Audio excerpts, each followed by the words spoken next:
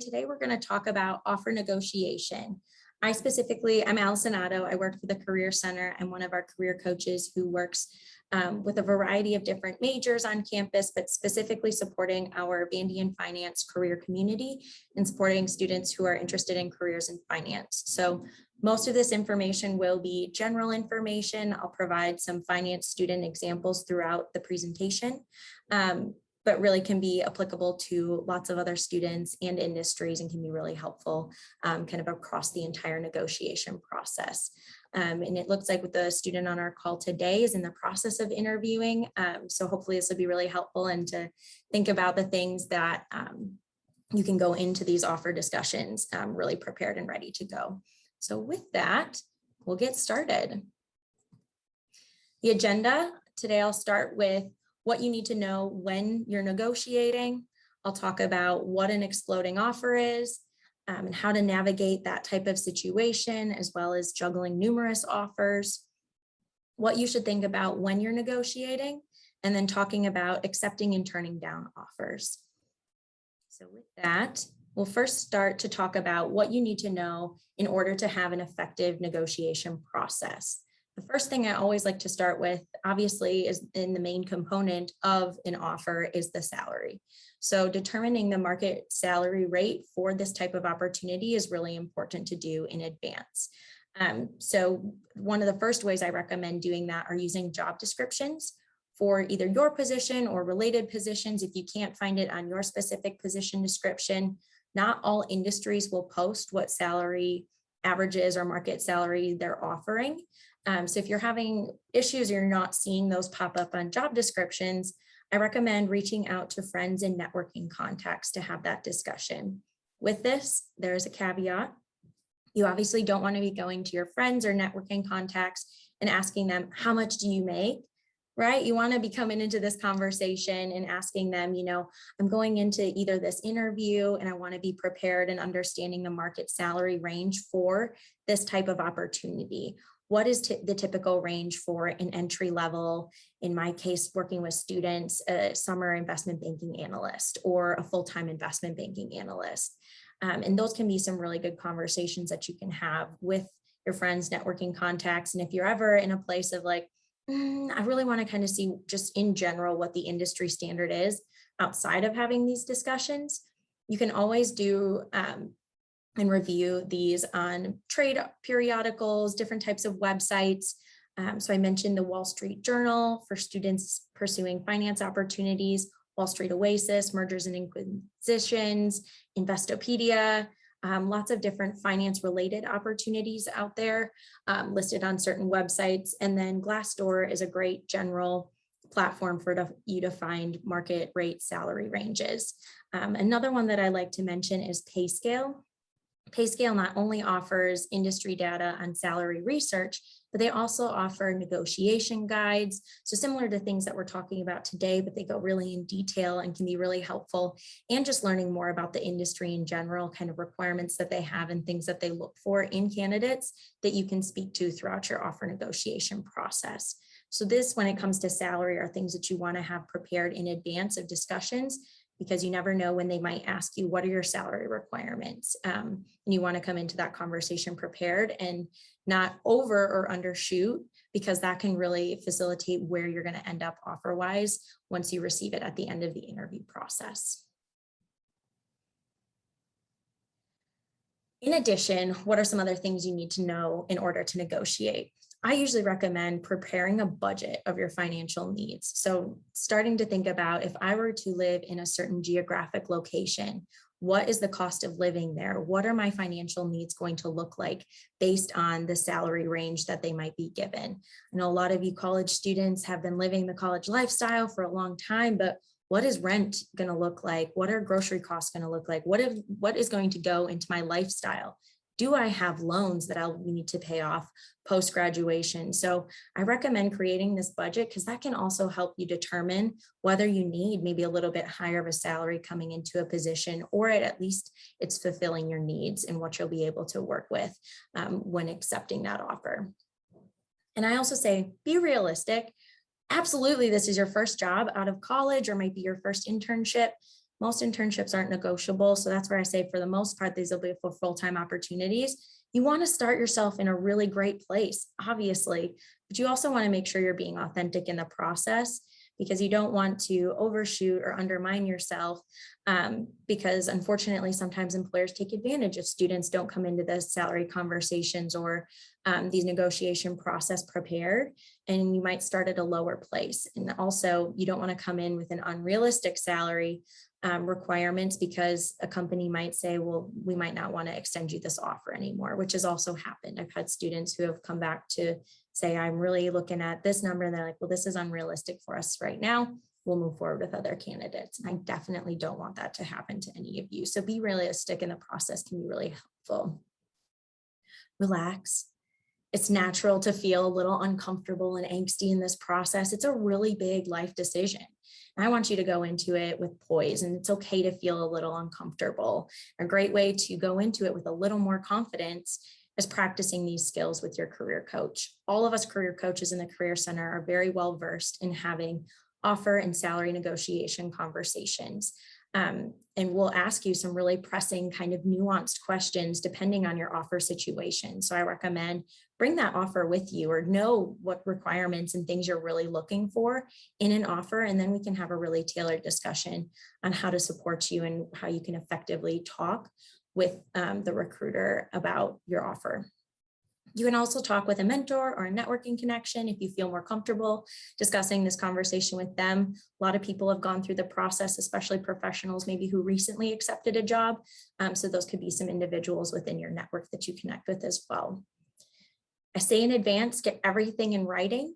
Recruiters love to have a quick offer discussion on the phone, which I'll talk about in a bit, but it's important to make sure you have everything in writing, especially if things are discussed in advance of receiving an offer letter. So you want to make sure all of this is determined in an email, in an offer letter format, and just something to be thinking about prior to the negotiation process.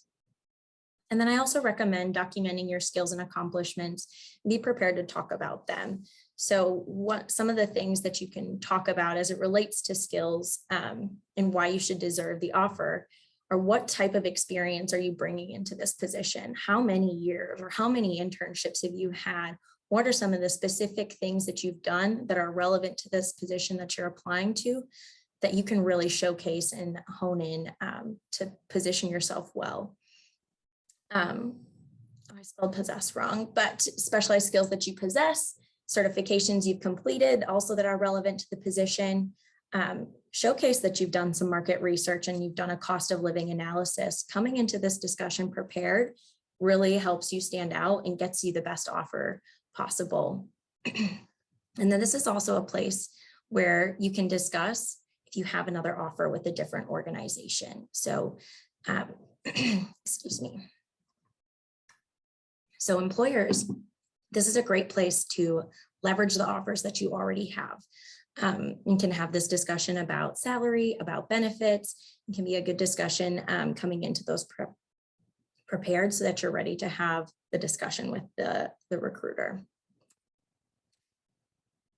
So now that we learned about the things that you need to think about when coming into the offer discussion, a lot of students, at least in the finance industry, some consulting or tech, have this phrase of an exploding offer. So what does this mean compared to just what a general offer might be?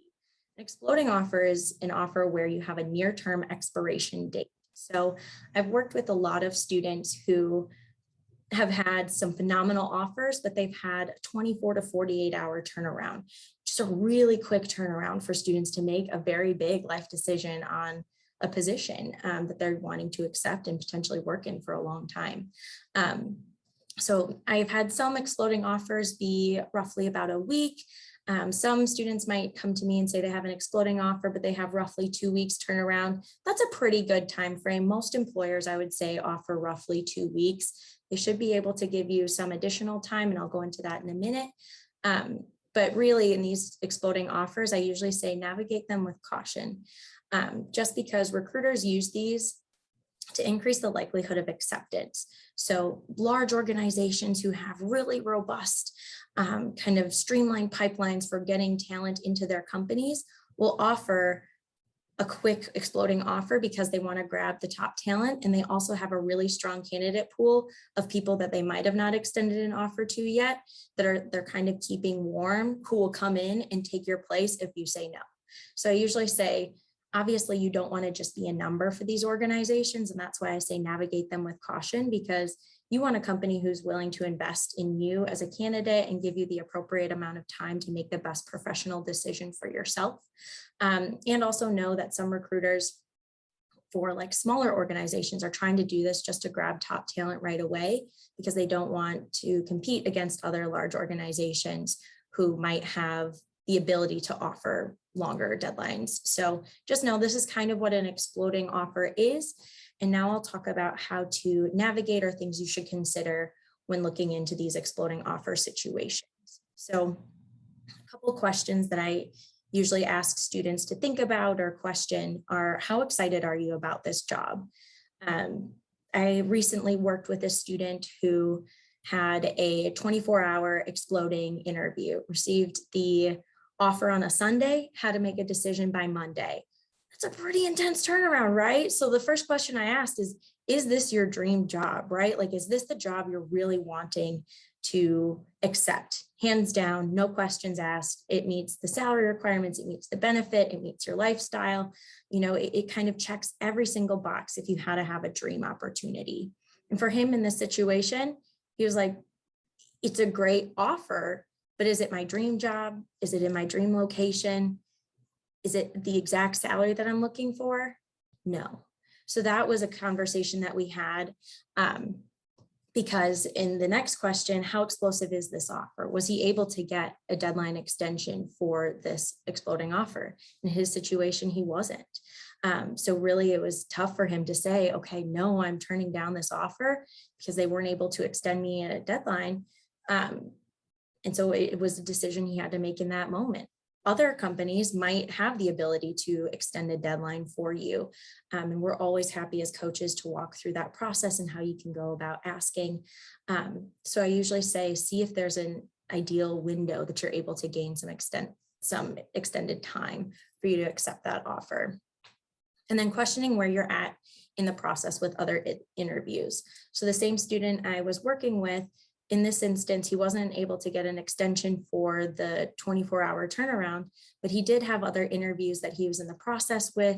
He had reached out to those recruiters, and they were both able to get him offers pretty quickly. They weren't able to give them to him in his turnaround time. But through those discussions, he was able to showcase, look, I'm a very qualified candidate. I have a couple offers on the table. What can we make work right now? Because I'd love to work for your organizations and also make the best professional decision for myself. So through that, he was able to kind of get the accelerated process moving a little bit more than what he would have if he would have waited, just to see what happened throughout that process. So I always encourage, and we can walk through conversations as well of how students have navigated not only asking for an extension, but also asking other companies if they're willing to move the process up, or if what the candidacy looks like, so that they're able to move forward with their decisions accordingly. Because some organizations, they might say, unfortunately, we're going through our process in a few weeks and we can't move our process forward. So again, at that point, you need to decide, is this something I'm willing to wait, or is this something I need to make the decision right now? And we at the Career Center, we also offer employer guidelines. So if you want to find where our employer guidelines are, you can type in Vanderbilt Career Center. You can go to the Recruiters tab and click Employer Guidelines.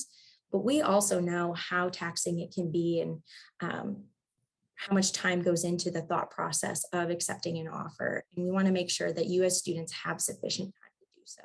So we offer this statement to employers. Again, it's a guideline. It's not a requirement. So I've had students who will share this link with recruiters to say, you know, Vanderbilt offers the employer guidelines that summer and fall recruiting allow for an October 15th, or at least 2 weeks from the deadline of the offer, whichever is later. And that has been really helpful for some students, for employers to say, okay, I'll give you some additional time. Thank you for letting us know. And I've also had employers who have come back to students and said, unfortunately, this is the deadline that we have to stick with. But it has been very successful before, and just want you to know, as students, we do really advocate for you and support you in this process, because we know that you're typically navigating numerous different interviews and offers, and want to give you the best allotted time frame to make the smartest decision for yourself. So now that we've talked about how to navigate the negotiation process, what an exploding offer is, when should you negotiate? So I usually say, if the offer that you receive doesn't reflect your experience level, this is definitely something where, if you have a lot of internship experience, you've built a lot of skill sets, you've completed some certifications, if the experience level is really, in terms of title or salary, doesn't meet what you're expecting, that's a time that you should come back and decide that you want to negotiate. Will this impact your lifestyle? Again, I work with a lot of finance students where it's an extremely rigorous work schedule, where individuals will be taking a lot of their time and investing that into work. So will this impact your lifestyle in a certain way? And how will it do so? And that's also why building a budget, looking into cost of living, can be really effective in advance. If you need longer time to decide, that's a negotiation strategy, asking for a longer deadline. If market data reflects higher salary or better benefits, we'll go into what some of those other benefits might look like. And I usually say the company can afford it. So what I mean by that, most large organizations are able to afford a little salary bump initially in that offer letter. Some students that I've had work for startup fintech organizations where it's a really small established firm. They might not be able to meet the salary requirements based on industry standards, but there are other things that they could offer in addition, outside of just salary, to be a competitive offer. Some of the other things that I recommend that go into the negotiation process are this kind of whole comprehensive list when I mention not only salary, but other things that can go into this process. So I usually say, when it comes to lifestyle, what do each of these offers come with? What is their PTO structure like? Do they offer sick leave or personal leave? Looking into retirement plans. So how much do these companies contribute to retirement funds, or what do they match up to? Obviously, we're in this new environment of flexible work arrangements or different types of technology equipment, if you'll be working at home versus in a physical office, and what that will look like. Lots of other different types of training and development opportunities, but these are all things that can come into an offer negotiation conversation outside of salary. So if you're ever in a situation where you're like, okay, salary meets or maybe is a little below, are these some other areas that we could potentially negotiate to help me set myself up for success for an offer that I would want and be happy in long term? So now the negotiation process itself. So you've learned kind of things to think about before the process, what an exploding offer is, things to think about in those instances, other areas to negotiate if you wanted to think about things that meet your lifestyle and your needs and demands. But this is really what the process will look like. For the most part, the initial offer will usually be over the phone. Unless you're in a one-on-one interview and they offer you right on the spot, then I definitely recommend giving yourself some ample time to respond and not accepting on the spot, but really start to express your pleasure in receiving the offer and enthusiasm for the position. The employers want to know you're really excited about this offer, right? And you should be excited. So you really want to evidence that in your conversations with the recruiter after they extend you this offer. You want to ask some clarifying questions if you have any, either in that instance on the phone call, or say you need a little bit of time to follow up with any reservations you might have or clarifying questions that you might need. There have definitely been situations where I've worked with students where the initial offer letter was really detailed, but after they looked into like the benefits package, it wasn't exactly what they were anticipating in terms of paid time off and some other things that met what they were looking for. So those are things we talk about and how you can come back and decide if that's something that can be offered or not. I usually say be straightforward, matter of fact, and honest. and be very brief in these discussions. You can be right, matter of fact, to the point, say what you're asking for. So with that, if you're asking for a deadline extension, go into that conversation with the deadline in mind that you'd like that extension to be extended until. Because it's really easy for you to go to an employer and say, would you be able to give me an offer deadline extension? And they'll say, yes, 2 days from now. And you're like, oh, I was hoping for 5 days. Well, if you would have asked, would you be able to give me 5 days up front? Then they know how much time you need, and they can either match it or they say, unfortunately, we can only do 2 days. But at least you've advocated for yourself and how much time you needed in that process.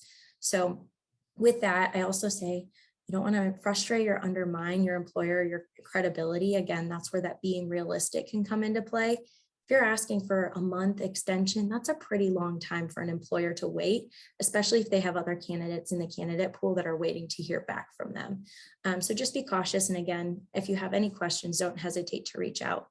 And then just communicate regularly with your recruiters, especially if you're in the process with numerous different recruiters. Feedback that we get from them is the worst thing that can happen to them is they're ghosted throughout the process.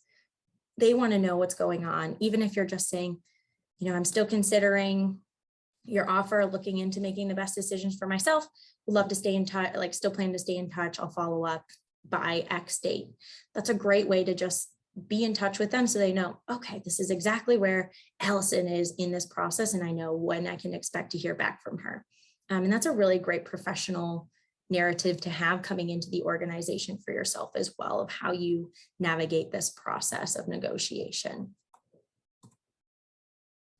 And now you finally decided this is the offer that you've always wanted. It's your dream. Congratulations. We're so excited for you. You'll sign that offer letter, return it as in timely of a manner as you can. It meets all of your background and qualifications and everything you'd like. But still stay in touch with your recruiter, because there might be additional steps that you need to take post this offer, including a background or a drug screen, depending on when you'll be starting this position. You might have orientation or trainings and readings that you need to read in advance of your first day. And lots of times organizations will have first day expectations, like what you need to wear, what door to go to, where to park, things like that. So you'll want to stay in touch with them. Not just have your start date be the first day that you're getting in touch with them. And now that you've accepted, and I always recommend accept the offer that you want first before turning down your other offers, just to ensure that there is nothing that happens throughout the process where this could fall through and then you've turned down your offers and then there isn't anything there for you. So accept your offer first that you're most likely wanting to pursue. And then when it comes to turning down offers, if you're not going to accept, again, you'll want to say why tactfully, honestly, and briefly as possible. Again, you'll want to reiterate your interest in the organization, your appreciation for their time and investment into interviewing you, giving you all the insights and expertise that you needed throughout the process. But unfortunately, it didn't work out at this time.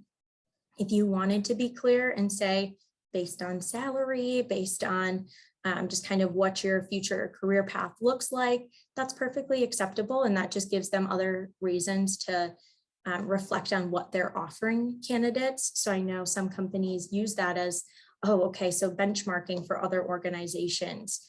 Are we matching up with our peers, or do we need to start stepping up our process if we want to grab top talent?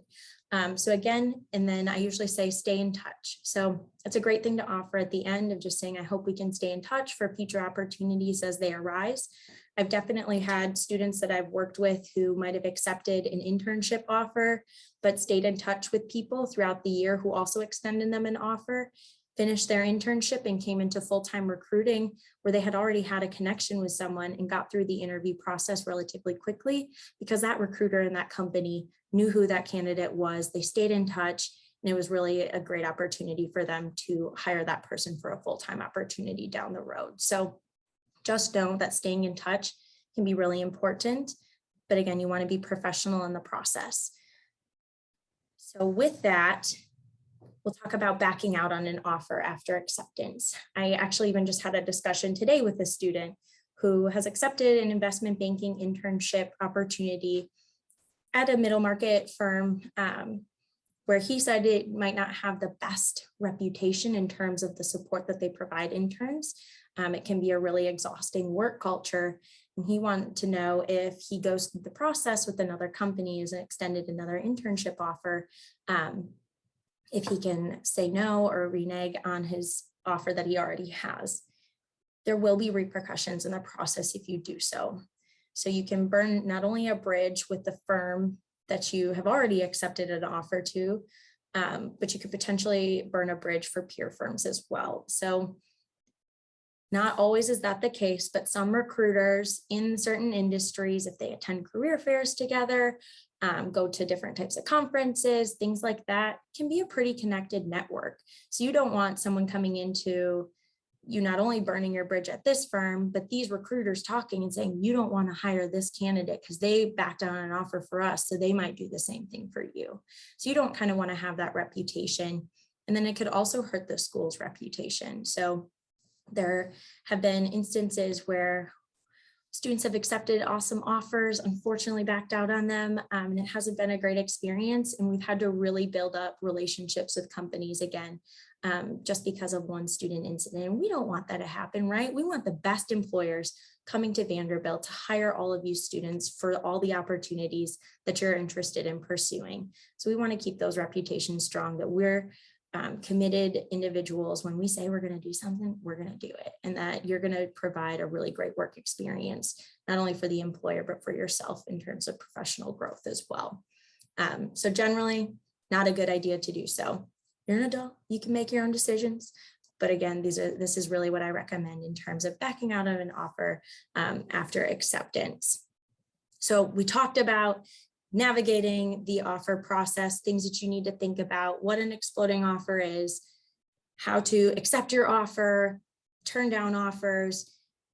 What questions do all of you have as it relates to the offer negotiation, salary negotiation process? I guess I'll raise my hand.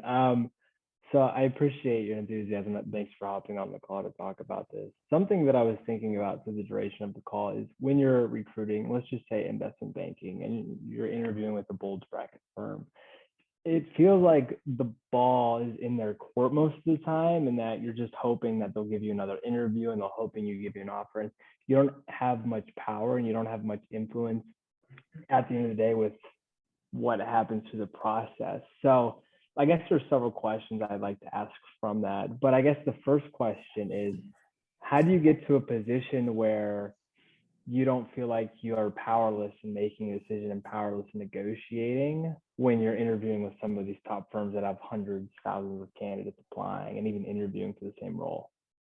Yeah, great question. I think that comes into play of like, how strong of a candidate do you feel like you are, right? So lean into your background and experiences to say, am I a really qualified candidate throughout this process?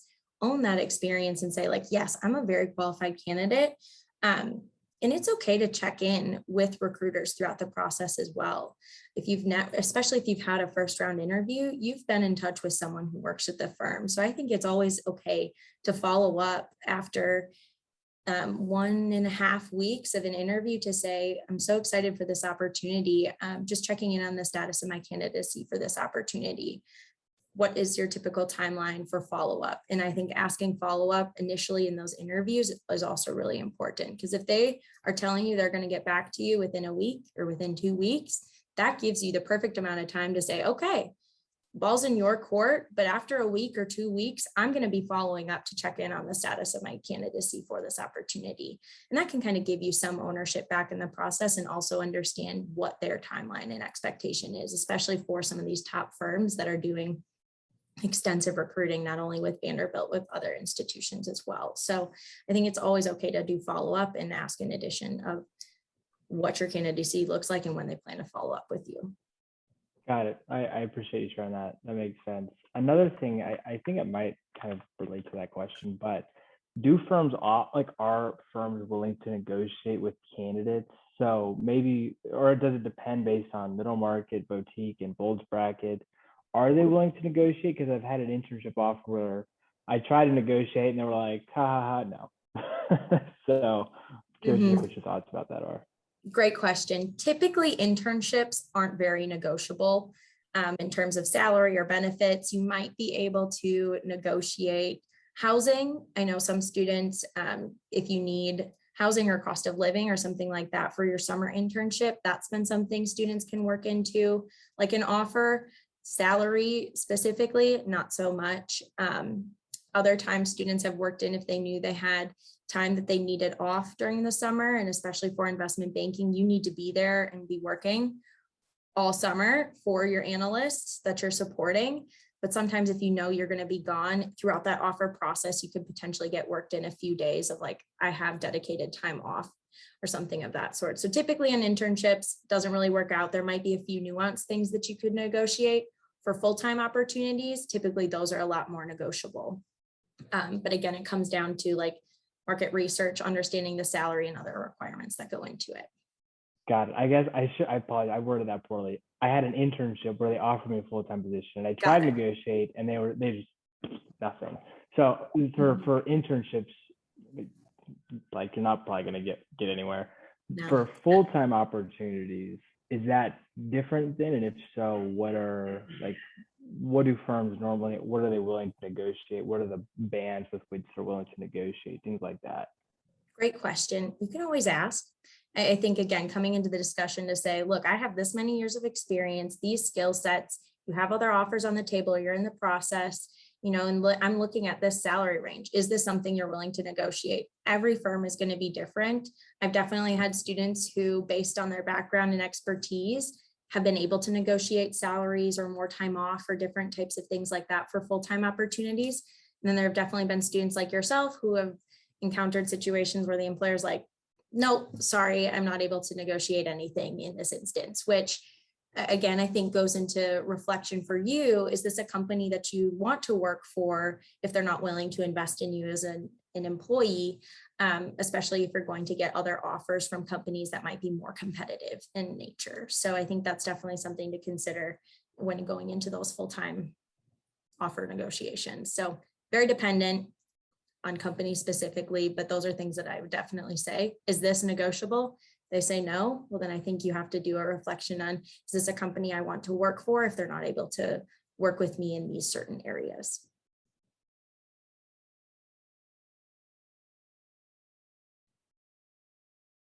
Cool. I was just writing that down. Another thing, and if anybody else has any questions, feel free to chime in. I don't want to dominate all the time, but it's kind of with, you have, it kind of comes back to, okay, you have an offer and then you're interviewing with other firms. Let's take another scenario where you're interviewing with other firms, you have no offers, but you also have a connection or something where you really want to work at this firm, but you're interviewing with these other firms that are still really great and you would consider accepting. So how do you, and for example, where I'm at is this firm has said they're going to start recruiting in like February, March, and I'm interviewing now and have interviews set up. And I'm like, okay, I'm going to have potentially have offers in the next 2 weeks. I have to wait a couple months for this. So well, just what are your thoughts about that? Do I try to leverage that and really make them bump up their timeline? Do I wait and use that as kind of firepower when it comes February, March? Great question. So that's the trickiest part about some of these recruiters having such accelerated timelines, right? So with that, I was, gotta love it. Great. So with that, I would say, reach out to that company that you really want to work for that has those interviews in spring and say, I'm in the process. They're looking pretty promising right now for a potential offer to come down the pipeline, and maybe what that would look like in terms of the offer. But I am like, you're my dream firm. You're again, you want to really boast that this company is the company you want to work for and that this is the end goal for you. So saying that and just saying, is there any way that we would be able to move up this process?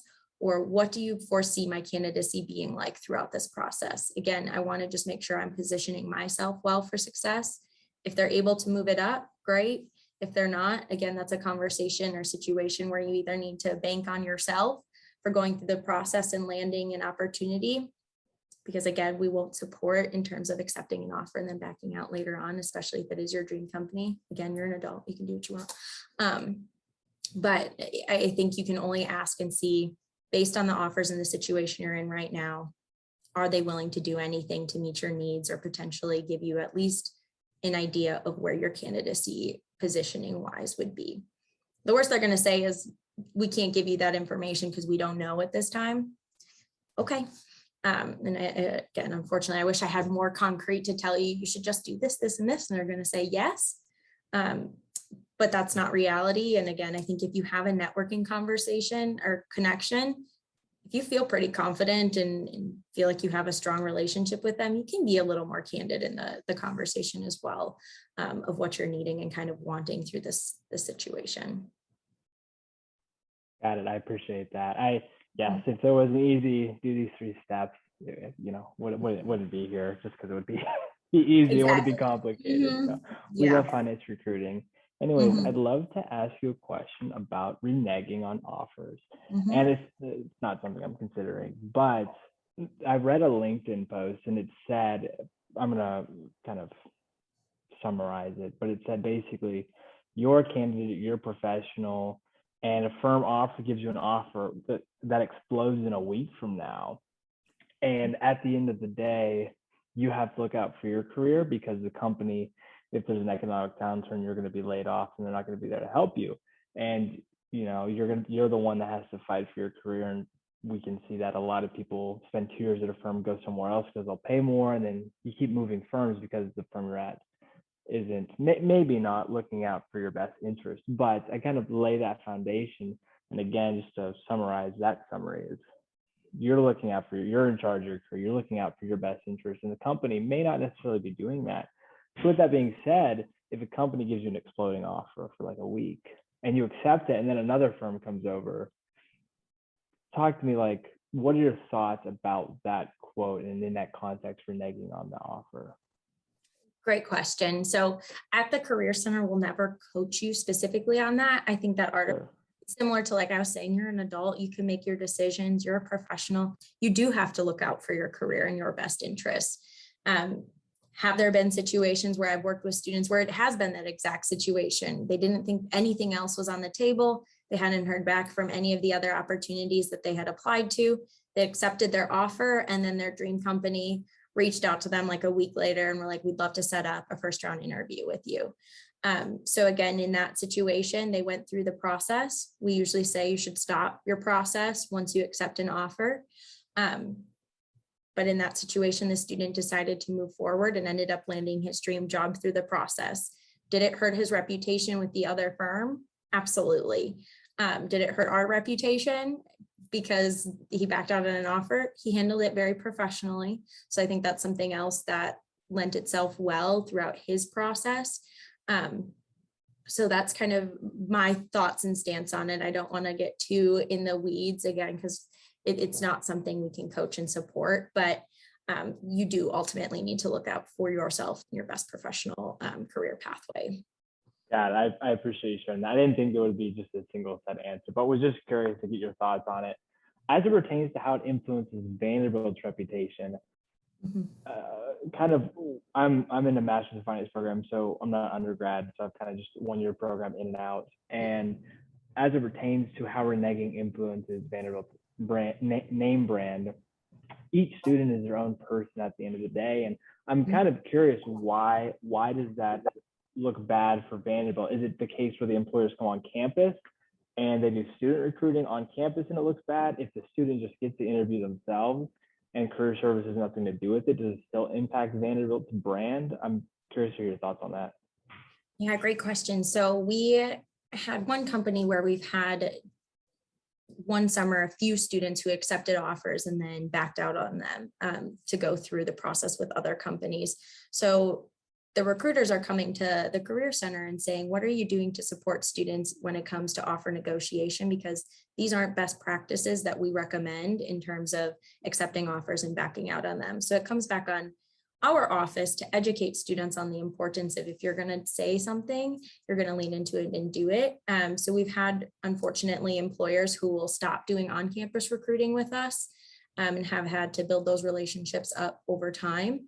So for the most part, they were companies who do a lot of on-campus recruiting, do a lot of on-campus interviewing, come to lots of events. So they're saying, we're investing a lot of time and opening a lot of opportunities for internships and full-time for your Vanderbilt candidates. And if we keep having students who are accepting and backing out, then maybe we need to rethink our relationship in terms of how much investment we want to put into your students. So that's kind of how it's hurt our relationships before. And it's taken a lot of time to build those relationships back up. And Destiny, I don't know if you have anything to add kind of employer sphere on that, or if I'm missing anything. But those are just some situations where we've experienced and you'd be surprised at how long it takes sometimes to even start a relationship with some of these firms, especially if they don't have a lot of Vanderbilt students who work there. It's like anything, right? Like if you have one person who does a great job, they're like, give me more of these people. If you have one person who does a bad job, they're like, well, everyone else must be like this. Absolutely. Every student is their own person, makes their own decisions. But if it's a continuous thing that happens, then it seems to be a problem to recruiters of like, why are we doing this? Why are we investing? So we want to make sure that they're utilizing their resources and that we're giving them the top talent that we possibly can to keep this relationship going. Got it. That makes sense. I appreciate you sharing that. Again, not that I'm thinking about reneging on an offer, but just Right. I've heard it said before, and in some of the Masters of Finance conversations, they've talked about it. So just curious to get your thoughts on about it, but I appreciate that. Those are the questions I had. Any closing remarks or closing feedback? Phenomenal questions. Thank you so much for asking them. I think this is not only going to add insight for the recording, but as students are coming to us as coaches and asking these questions too, and really appreciate it. But let us know if there's anything nuanced wise that as you're going through the process you have questions on, or once you get a couple of your big offers, you know, how to leverage those with each other. We're always happy to go through that discussion together.